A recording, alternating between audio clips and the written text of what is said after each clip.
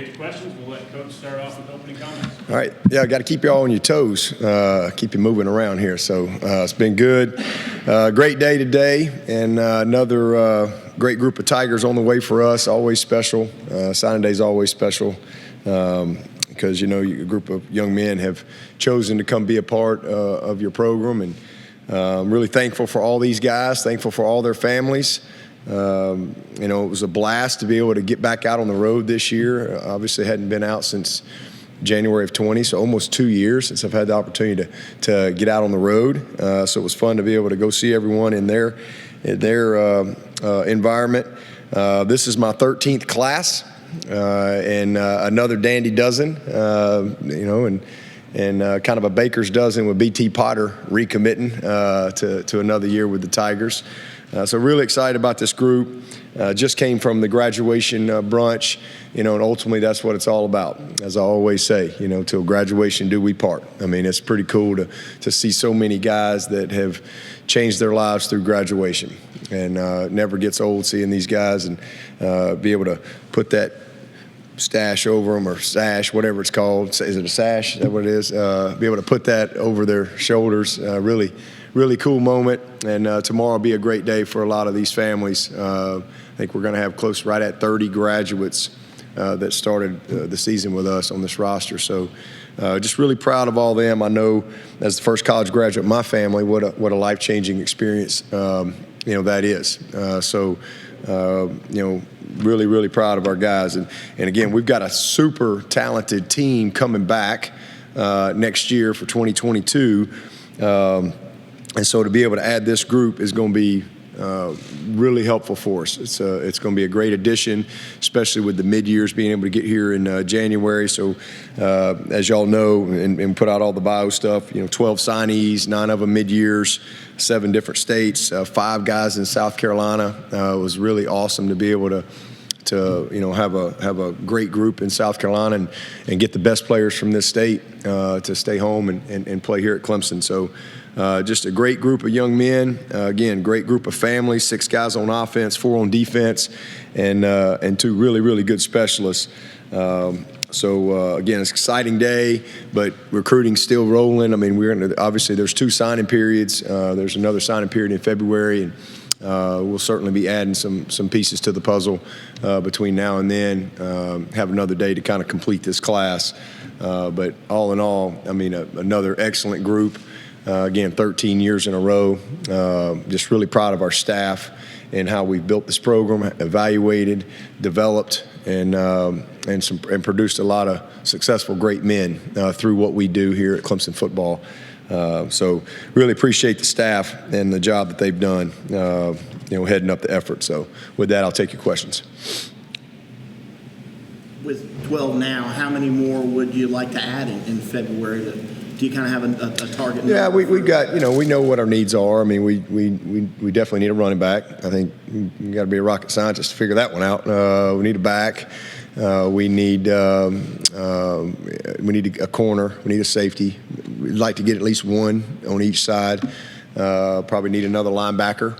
That's probably the biggest needs for us. And depending on what happens on our current roster as far as defensive line, we'll hopefully we'll add a guy on the D line as well. But again, we're in a pretty good spot there. And unless we got some guys that we anticipate coming back aren't back. So it's fluid, and I mean it's not like it used to be where you can what you say in December could be totally different 3 weeks from now in January. But those are our critical needs at this point, and feel good about where we are at the other positions.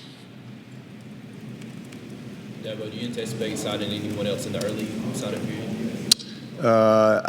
Not necessarily. Anything's possible. I think we got 3 days, so I mean it could happen, but it's not something that I anticipate right now.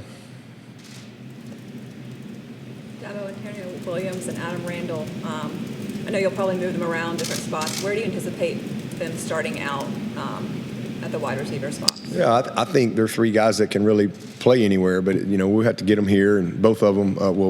Adam will be a mid-year. Antonio will come in the summer, but getting them here and really assessing where they are. I think obviously Adam is a big physical guy that can handle himself in the boundary, but he's got all the skills he needs to play to the field or in the slot. He can really do all of them.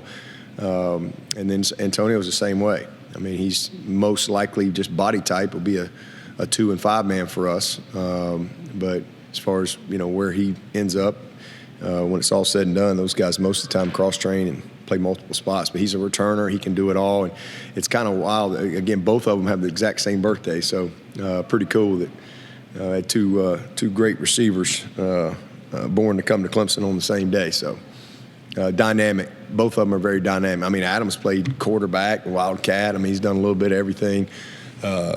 So anticipate those guys being able to, bring a very diverse skill set to the position. Is it too crazy early to ask you how many you might be thinking of signing in the 23 class, like ballpark wise? Oh yeah. You can't do that anymore either. Not for a couple more years because, even then, unless there's some change, it'll be difficult. But with the COVID year, I mean, you just don't know. It's hard to go to a young man right now and say, hey, can you tell me what you're going to be thinking, 14 months from now or whatever. That's just not real feasible. And I'm committed to the kids here. Always have been.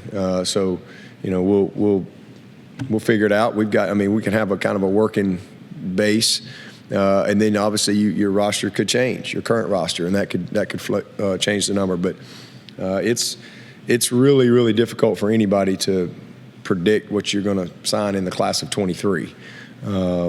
So it's really kind of a month-to-month type of deal based on your current situation. And again, the COVID, there's no way to predict who's going to want that extra year. Like for example, BT, he walks in my office yesterday and says, "You got a scholarship for me to come back?" Yeah.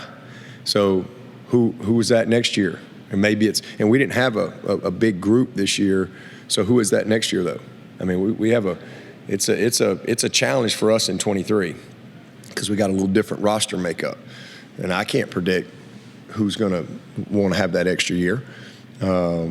So it's makes it challenging, and it's hard for them to make it. You can't ask them to make a decision that far in advance when they have no idea what their circumstances are going to be at that time.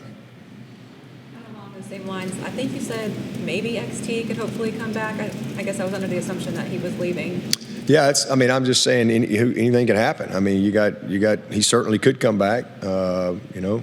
He hasn't said anything officially. KJ could come back, and so anything could happen between now and the bowl game. I'm gonna save him a spot just in case. You and Brandon went out to Texas to watch Cade play. I'd love to know, what did you guys say to each other when you're watching him, and then when you got in the car after the game was over?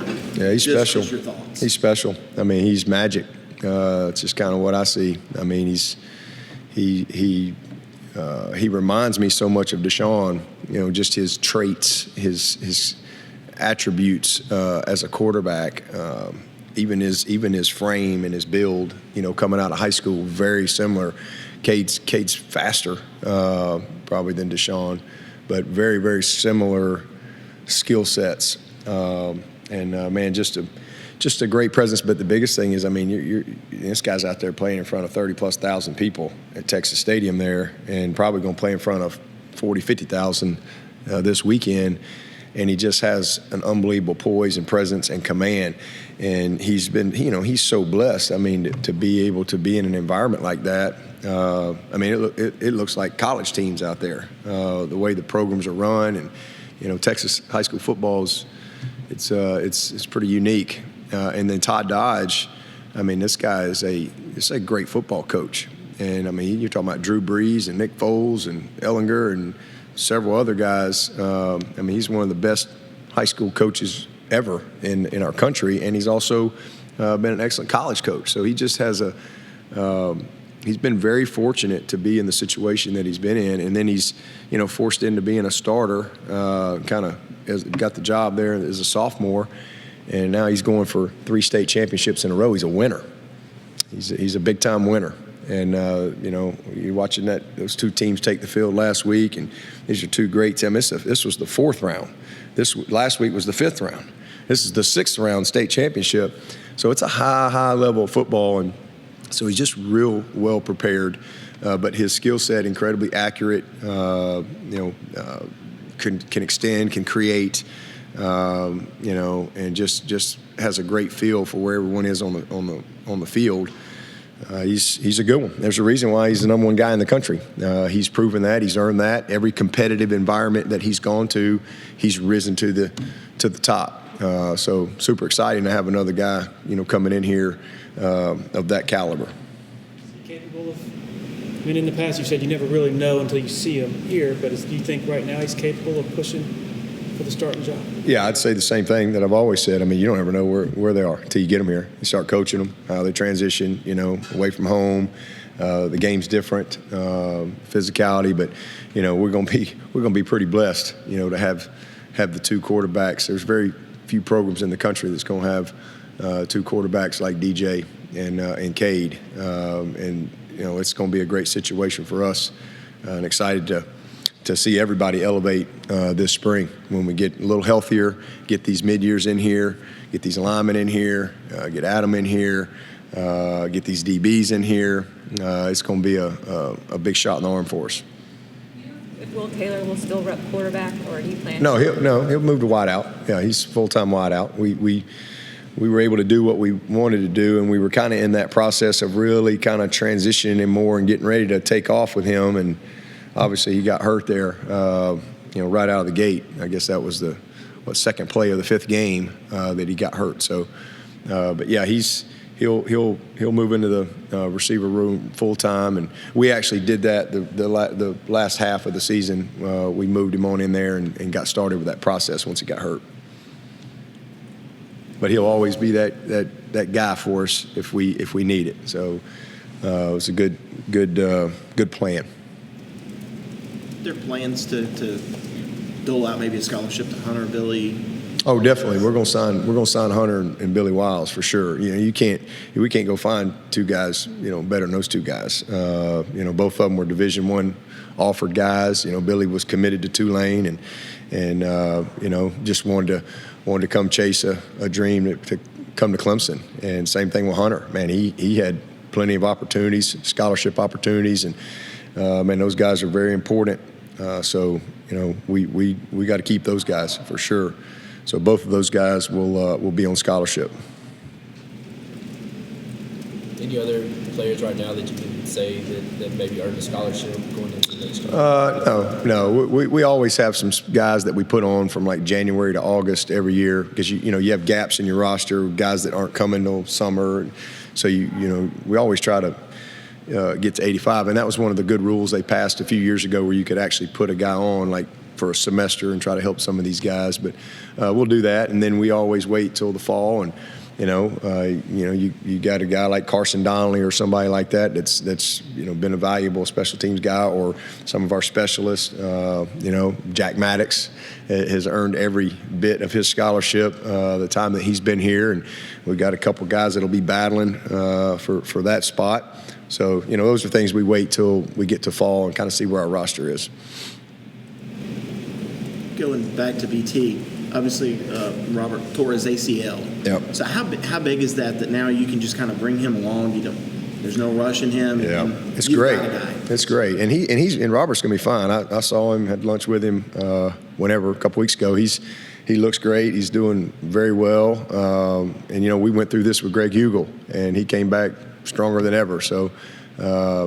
Got some experience with that, unfortunately, but he's going to do great. But this is awesome for him because it's not just the going out there and being the guy, but it's how you handle yourself throughout the week, because it's a different routine and all those things. So I think BT will be a great mentor for him as he starts his career. So it's exciting, and that'll start in January because Robert will be here in January. But he is a super talented kicker, man. He ain't very big. It just blows my mind how explosive his power is. This kid, the ball just explodes off his foot. So really, a guy that we got all these guys in from all over the country, and it was pretty cool to see him when all the smoke settled. I mean, he was the guy. Dabo, what do you like about your two offensive line signees, and kind of where do you think they? Yeah, they're physically ready, both of them. I mean, physically, be hard to find guys that look like them. So they're advanced physically. We'll see where they are mentally. Both have been very well coached, and we've had them both in camp, so we have a very good understanding of who they are. But they're tough. They're physical. They love football. They're passionate about everything that goes into to being a good football player at that position, especially. Going to be roommates. So super excited about adding those two guys. I think two great additions to go along with, Tristan redshirted, Linthicum redshirted, Dietrich redshirted. I think Dietrich might have had a chance to compete for a job had he not got hurt. So getting him back, that's a pretty good little group of young linemen that I think have a chance to really help us. But biggest thing is just their physical development at this point. It's pretty impressive in their size. Will Wade need to put on some weight to play that nickel Sam role? Say that again? Will Wade need to put on some weight to Oh, play Wood that has? nickel Sam role? Oh, yeah. He's I say that, I'm not saying he's Isaiah Simmons, but he's very similar to that coming out of high school. He's probably Isaiah wouldn't want me to say it, but he's probably a little more coordinated than Isaiah was in putting it all together. Isaiah was like a big old giraffe when he rolled in here, and trying to figure it all out, how to get it all together, and red-shirted, and then just kind of kept going from there. This kid's been a quarterback. He is a very versatile guy. He is physical. It's hard to find a guy much more physical, but Isaiah was a safety. He played receiver, Isaiah did, and so he was a good athlete. But they have similar frames. He is a big, long, good-looking young prospect. So his frame, I mean, he'll be a 230-pound guy, pretty quickly as he gets going into the progression of the program. But love everything about this kid. He's got all the attributes that we love, and he's got the physicality. He's playing for a state championship this weekend, coming from a great program, well coached down there at Jesuit. NIL, it's evolving so fast, and it's kind of hard to predict. But do you have any thoughts here in the present about Clemson and how you might view the long term of how y'all might be thinking of adapting, or just any? Well, I mean, we're doing everything we can from with the school, but you can't. There's not anything you can really do. It's not all we can do is support our guys. We're building the cab over here, a bunch of resources over here. We've got a lot of things in place from a tool standpoint, education standpoint, and try to do what is equip these guys with the tools they need for life. This is just another part of life. So that's the main things that we can do. But as far as creating NIL, that's not our lane. Does Antonio's recruitment remind you a little bit of Trenton Simpson in the kind of the late offer and coming in late, but you also had to fight Ole Miss and some legacy ties there? Yeah, honestly, it reminds me more of Klubnik's recruiting, to be honest with you, because Klubnik, we had offered one kid, and we were waiting on him to see what he did, and Cade knew that. That's one of the things I love about Cade. I mean, this guy's sitting there but we kind of got on him a little later, and we were further down the road with the other young man, and been in our camp, had been here, great player, and we were just further on the road, and we offered him first, and we just really wanted to kind of see what he was going to do, and then but you don't know, and so Street's kind of doing his value when Cade was kind of that guy, and start that process, and very honest, very transparent. That's one of the things I loved about him is he was very honest and upfront, and he's a young man of strong faith, and his mom his mom was amazing. I remember the night before we were going to find out if we were going to get the one kid. I mean, she sent us all a group text talking about, hey, this is all in God's hands, and we're just so thankful to have the opportunity. And if it's meant to be, it's meant to be. If not, man, what a great experience for everyone. And I mean, and of course, the young man chose the other school, and I was able to make a quick call, and he committed on the spot. Didn't even think about it. This guy's got 100 offers or whatever, could go anywhere. But this is really what he wanted to do, and so just transparent, and same thing with Antonio. I think we only offered 5 receivers in the 22 cycle. Some schools offer 20, 30. So, we just do things a little bit different because we want to get the right guys, and we got the right guys. I don't ever worry about guys we don't get. I know that's something fans worry about, but we've won a lot of games around here without getting people that we may have wanted. So I just focus on who we get, and because I know that's the way it's supposed to be. I know that's God's will, and that's what excites me. And man, it just was awesome to be able for it to work out for Cade and Antonio. Just like it was awesome to work out for Makuba. Because that was a unusual situation. And here this kid comes in here and he's Defensive Rookie of the Year in this league. So just the way it's supposed to be.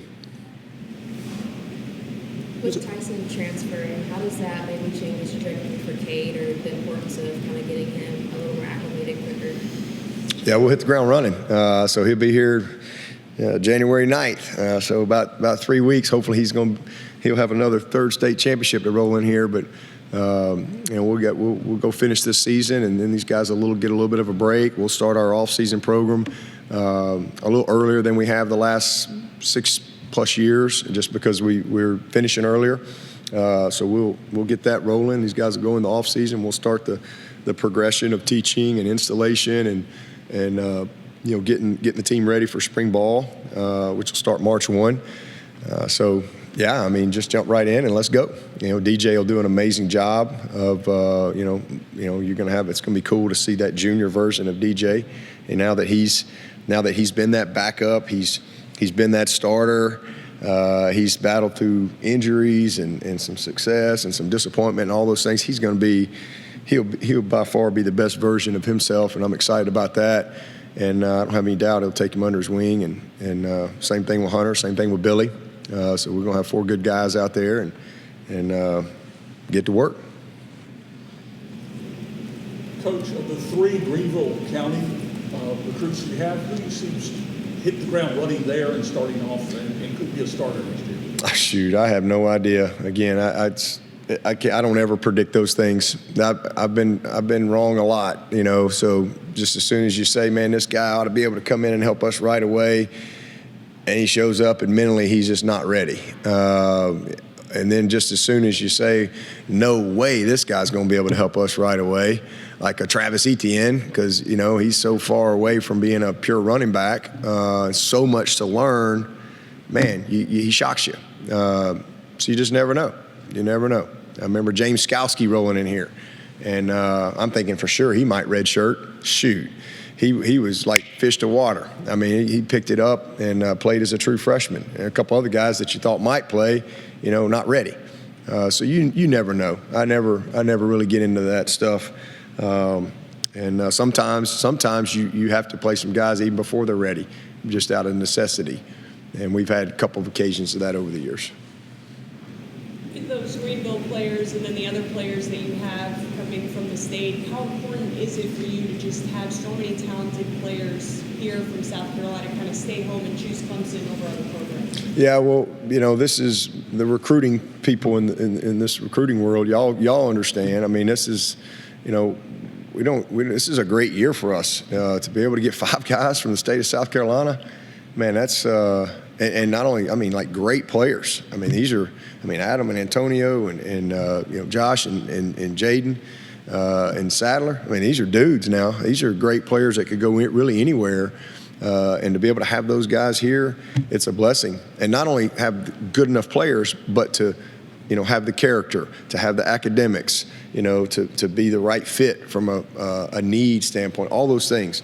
It's great timing for us. as I've said many times, there's more people in Atlanta than the state of South Carolina, right?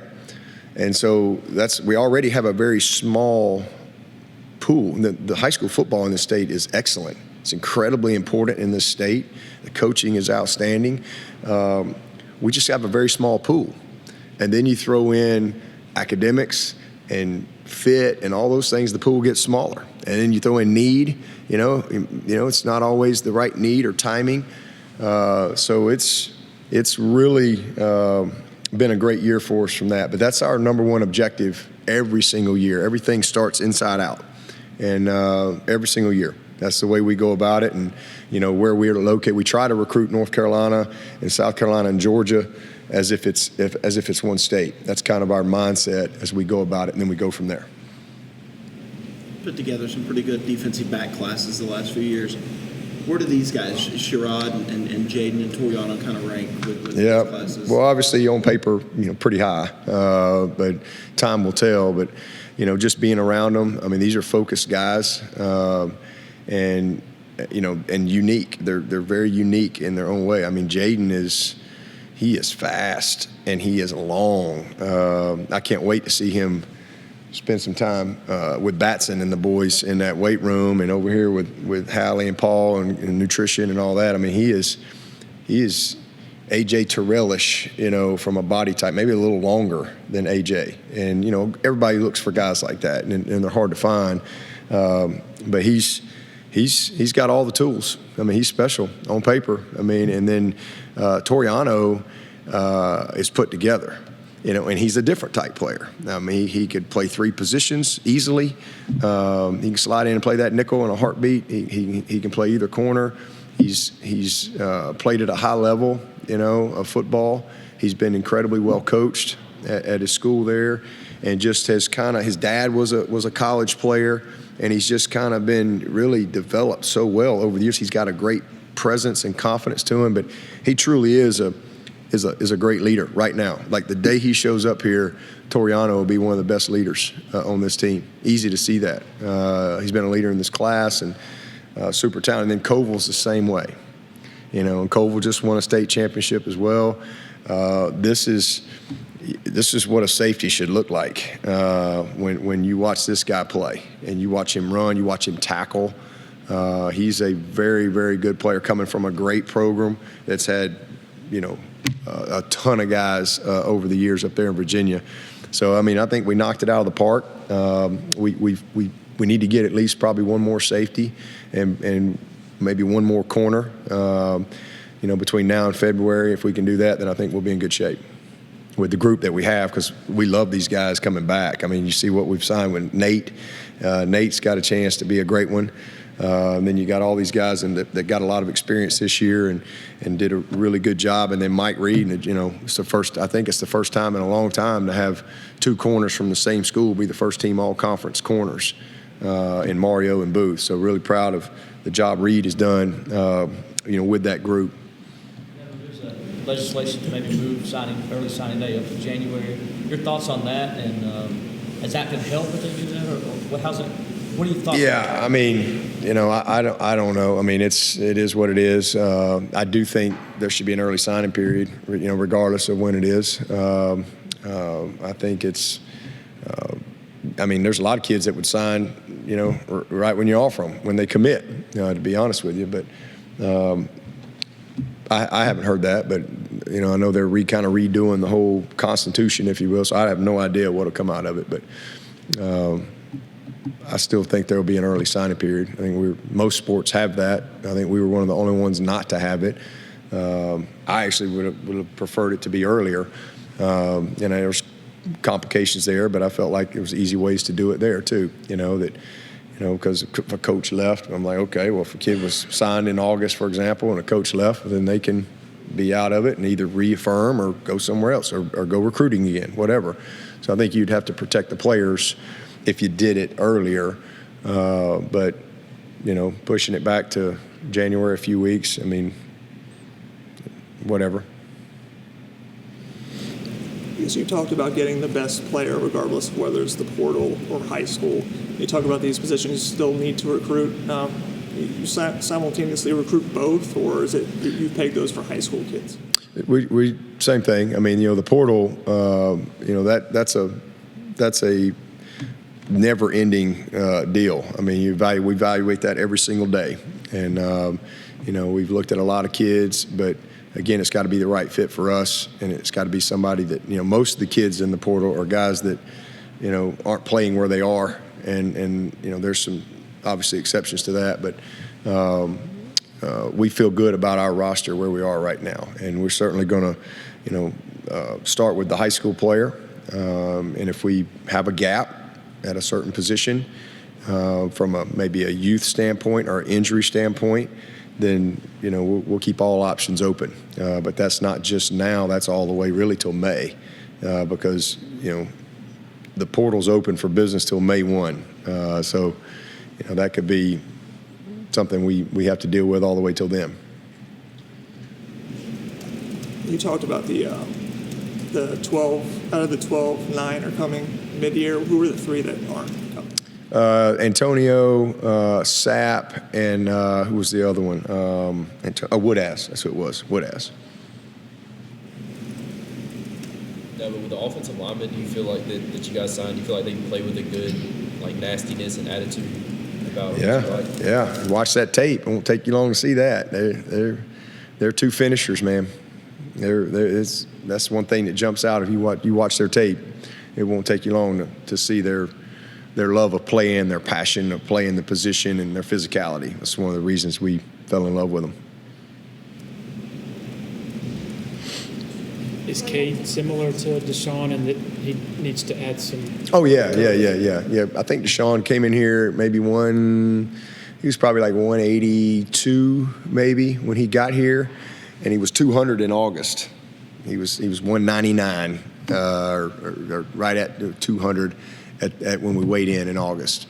So he really had a transformation from January to August, and I think he left here about 215 plus. And Cade's definitely, Cade I think will be a little bigger. He'll probably be in that 84, 85 range, probably where he'll show up.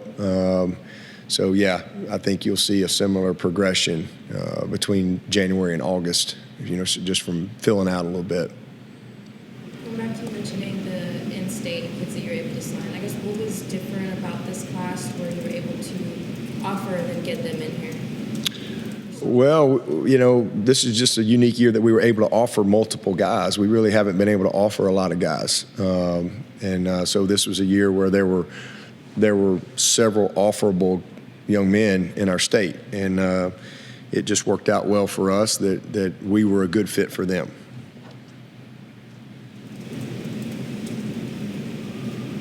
Any other questions in the room before we go to Zoom?